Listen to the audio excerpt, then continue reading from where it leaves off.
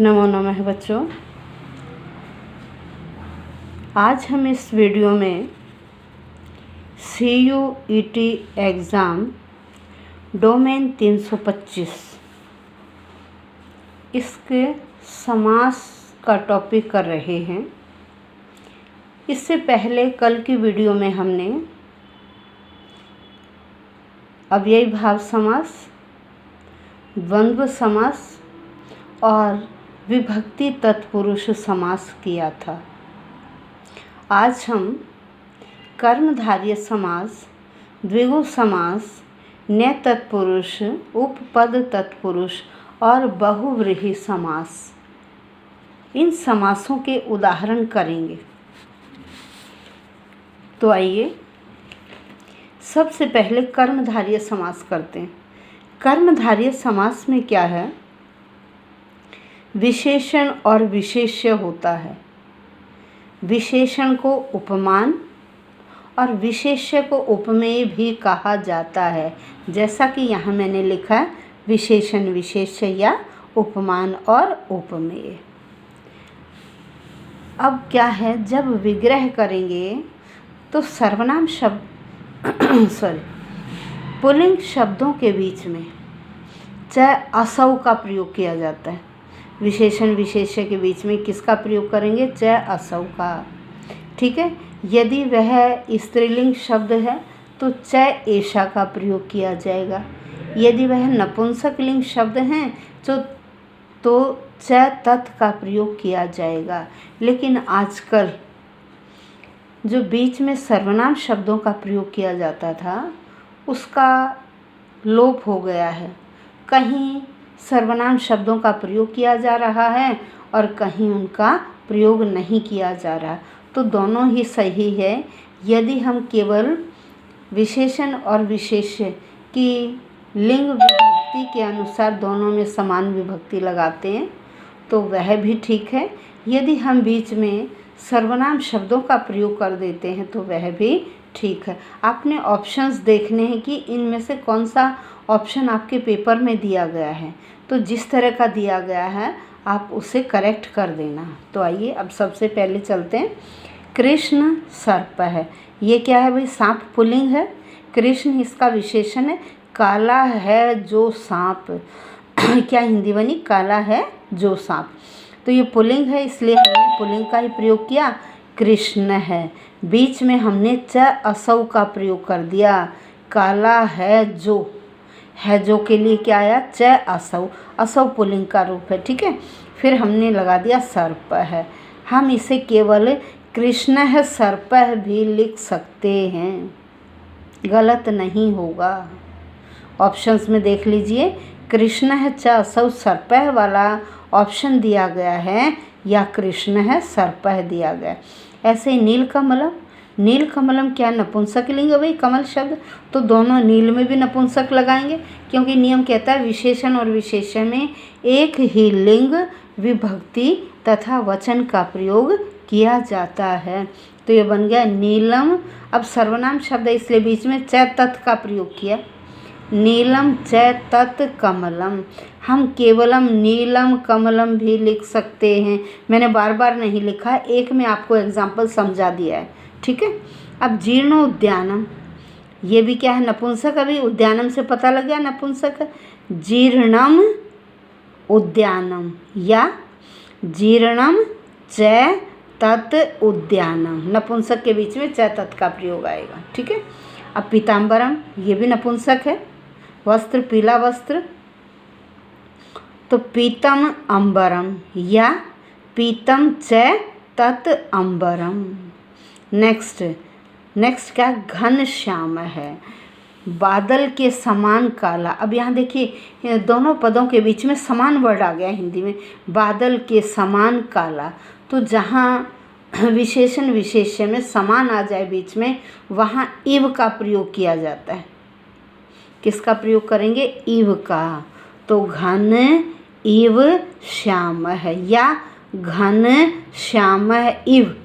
इव हम दोनों के बीच में भी लगा सकते हैं और दोनों के बाद भी लगा सकते हैं। ऐसे ही कमल मुखम, कमल इव मुखम या कमल मुखम इव, ऐसे चंदन शीतलम, चंदन इव शीतलम या चंदन शीतलम इव।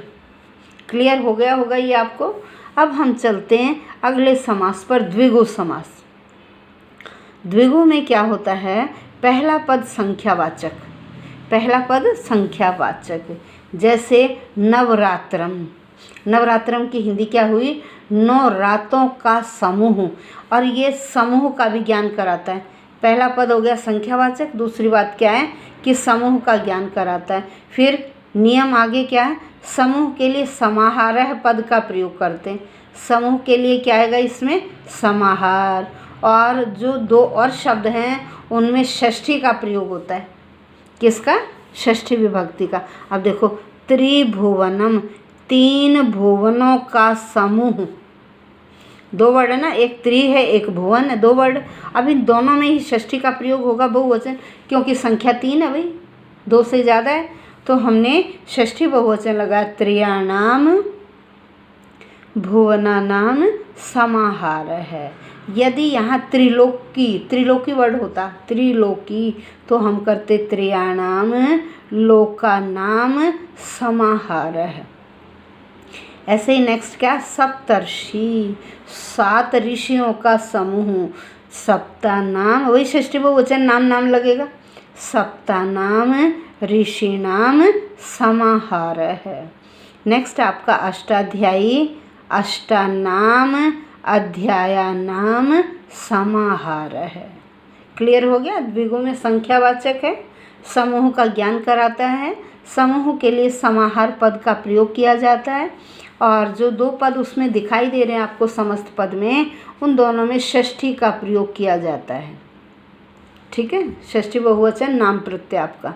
नेक्स्ट नेह तत्पुरुष। नेह तत्पुरुष की पहचान क्या है कि हमें पद से पहले जो शब्द है ना, कोई भी शब्द, उस शब्द से पहले न या अन दिखाई देता है। उस शब्द से पहले न या अन, और उसका मीनिंग होता है नेगेटिव, निषेधात्मक अर्थ होता है। क्या, नकारात्मक, निषेधात्मक अर्थ होता है। ठीक है, जैसे अनादि, जिसका आदि नहीं है, निषेधात्मक अर्थ हुआ ना, जिसका आदि नहीं है। तो यहाँ देखो आदि वर्ड है, आदि से पहले क्या दिखाई दे रहा, अन, तो हम इस अन के स्थान पर किसका प्रयोग करेंगे, न आदि ही।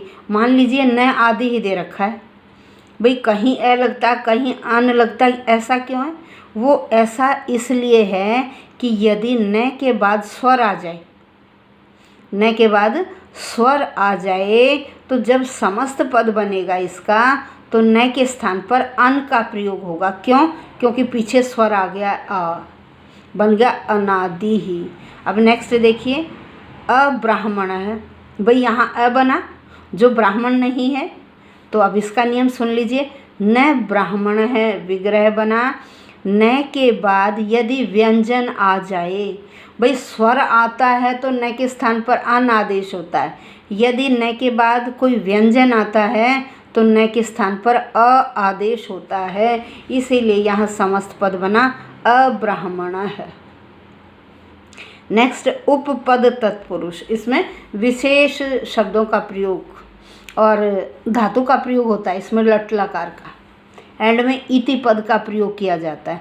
धातु के लट लकार का प्रयोग होता है, और जो पहला पद है उसमें अधिकतर को ऐसी हिंदी आती, तो को के अनुसार हम कर्म कारक लगाते हैं, द्वितीय विभक्ति। अब एग्जाम्पल पर आइए, सर्वदा, सबको देता है जो, सर्वदा, तो सर्व सबको, द्वितीय विभक्ति लगाई सर्वम। यहाँ दा धातु दिखाई दे रहा है, दा मतलब देना, अब दा का हमने रूप लगाया ददाती, सर्वम ददाती इति। ऐसे ही देखिए, सर्वज्ञ, सबको जानता है जो, फिर सर्वम जानाति इति, लट लकार का प्रयोग है जानाति, ज्ञा धातु जानाति, जानीता जानंती, ऐसे रूप चलते हैं। ठीक है, पयोदय है, जल को देता है जो, जल को देता है जो, जल को देता है। पयः पय से पयांसी, पयः पय से पयांसी, ये रूप चलते हैं। पयः ददाति इति, क्योंकि दा धातु है देना, पयोद है, पय उद है, उद दा धातु देना, ठीक है। पयः ददाति इति। अब निशा कर है, रात को करता है जो, रात को बनाता है जो, तो निशाम कर है ना, क्री धातु है ये, क्री, निशाम करोति इति, निशाम करोति इति, ये हुआ आपका उपपद तत्पुरुष समास। अब हम चलते हैं बहुव्रीहि समास पर। बहुव्रीहि समास में क्या होता है, न पूर्व पद प्रधान और न उत्तर पद प्रधान। जो शब्द दिया गया है उनमें से कोई पद प्रधान नहीं होता, कोई अन्य पद प्रधान, कुछ और ही मीनिंग देता है वो। जैसे पीताम्बर है, पीताम्बर बोलते हैं विष्णु भगवान को, श्री राम को। पीले वस्त्र धारण किए हैं जिसने वह, पीले वस्त्र धारण किए हैं जिसने वह, पीले वस्त्र धारण किए जिसका वह, ठीक है। अब देखिए, पीतम अंबरम यस्य स, सर्वनाम शब्दों का एंड में प्रयोग होता है, जिसका वह, जिसका वह, जिसका वह, ठीक है। जैसे हिंदी आएगी वैसे विभक्ति लग जाती। लंबोदर है, लंबा उदर है जिसका वह, पीला वस्त्र है जिसका वह, अर्थात विष्णु। लंबा पेट है जिसका वह, अर्थात श्री गणेश भगवान, ठीक है। लंब है, उदर है, यस्य स। अब मुग्धमती, भोली बुद्धि है जिसकी वह, मुग्धा, मुग्धा मति ही यस्य स, ठीक है। मति क्या है, स्त्रीलिंग शब्द है, मति, बुद्धि। फिर है गदा पाणी, गदा हाथों में है जिसके वह, हिंदी क्या आ रही है, जिसके वह, जिसका वह, जिसके वह, जिसका वह, जिससे, इस तरह से, ठीक है। गदा हाथों में, हाथ दो हैं, ठीक है। पाणी पाणव, इन्होंने कहा गदा पाणव यस्य स, गदा हाथ में, सप्तमी एक वचन है, पाणव सप्तमी एक वचन, पाणव गदा हाथ में है जिसके वह, गदा पाणी। कौन है गदाधारी, बलराम, श्री हनुमान जी, ठीक है ना। गदा हाथ में है जिसके वह, तो पाणव में सप्तमी का प्रयोग किया, हाथ में अधिकरण पर पे, तो सप्तमी का प्रयोग किया, गदा पाणव यस्य स। अब चंद्रमौली ही, चंद्रमा है मस्तिष्क पर जिसके वह, चंद्र है मौलो यस्य स, चंद्र है मौलो यस्य स, चंद्रमा है मस्तिष्क पर जिसके वह, ये भी सप्तमी है।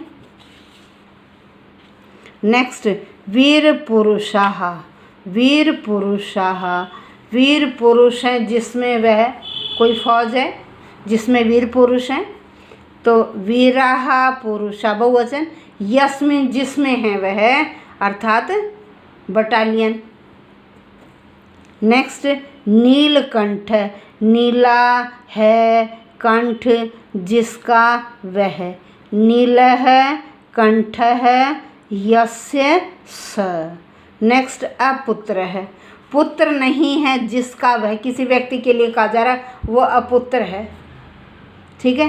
पुत्र नहीं है जिसका वह, नास्ति पुत्र है यस्य स।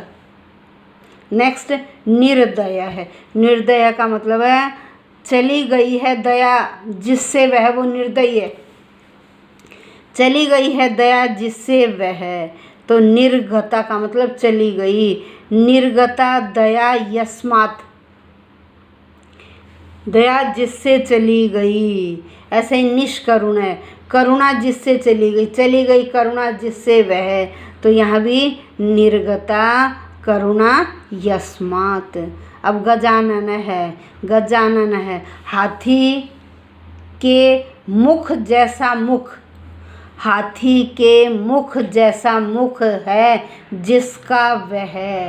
तो हाथी के मुख जैसा, गजस्य आननम इव, इव का मतलब होता है जैसा, गजस्य हाथी के आननम मुख के इव समान जैसा मुख, आननम जिसका वह, यस्य से, गजस्य आननम इव आननम यस्य से। ऐसे ही पाषाण हृदय है, पत्थर के समान हृदय है जिसका वह, पत्थर के समान हृदय है जिसका वह। तो पाषाण इव हृदयम यस्य स, पाषाण इव हृदयम यस्य स। तो बेटे आज ये आपका समास का टॉपिक भी ख़त्म हो गया है। यदि किसी बच्चे ने चैनल सब्सक्राइब न किया हो वह चैनल अवश्य सब्सक्राइब कर दें, क्योंकि आपके सिलेबस के अकॉर्डिंग प्रतिदिन वीडियो बनाकर भेजी जा रही हैं। आपके पास नोटिफिकेशन पहुंच जाए और आप उस वीडियो से फ़ायदा उठा सकें। आगे भविष्य में भी कोई भी टॉपिक कुछ भी आप इस चैनल से देख सकते हैं। धन्यवाद बच्चों।